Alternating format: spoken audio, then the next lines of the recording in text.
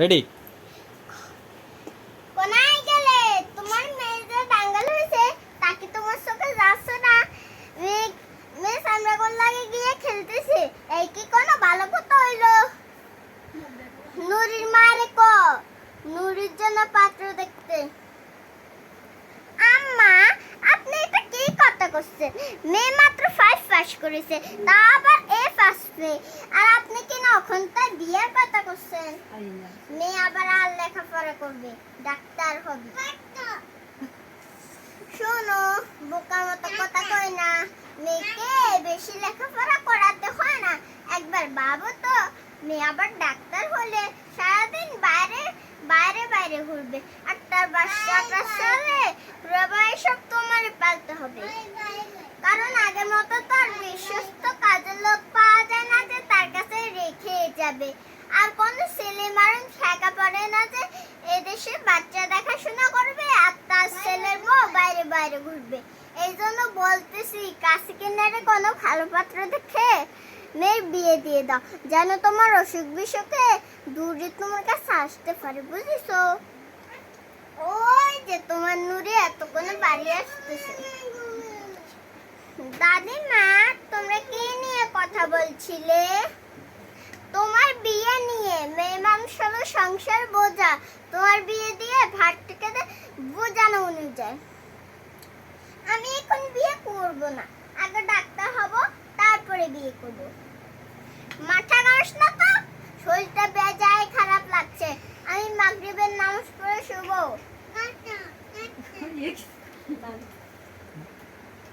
ওরে, তোরা কোনায় গেলে রে? শোন, বাবার শরীরটা খুব খারাপ লাগতেছে, আমার দম বন্ধ হয়ে আসতেছে, তোরা আমারে বাঁচাও।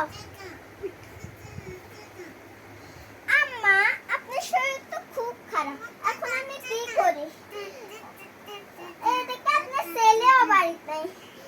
ও নুরি, নুরি রে, তাড়াতাড়ি ডাক্তারের কাছে যা, তোর দাদিমার জন্য ওষুধ নিয়ে আয়। ডাক্তার আপা, আমার দাদিমার শরীর খুব খারাপ, আপনি আমার সঙ্গে আমাদের বাড়িতে চলেন।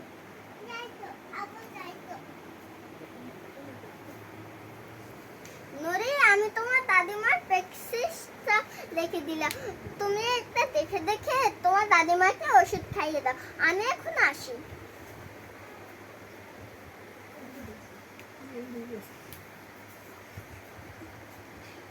দাদিমা, ওষুধ খেয়ে নাও, তুমি সুস্থ হয়ে যাবে। আমার এখন খুব ভালো লাগছে, সুস্থ মনে হচ্ছে। তুমি তো আজ আমার জীবন বাঁচালে নাতনি। দাদিমা, আমি তোমার মতো এরকম হাজার মানুষের জীবন বাঁচাতে চাই, মানুষের সেবা করতে চাই। তুমি যে বলো মেয়ে মানুষ হলো সংসার বোঝা, আসলে কথাটা ঠিক নয়। আর যে ডাক্তার ওষুধ দিয়ে তোমার জীবন বাঁচিয়েছে সেও কিন্তু একজন মহিলা। তাই শিক্ষিত মেয়েরা সমাজে সমাজে সমাজে সমাজে সমাজে কাজের শিক্ষা না, সমাজের শক্তি। হ্যাঁ দাদু ভাই, ঠিকই কইছো।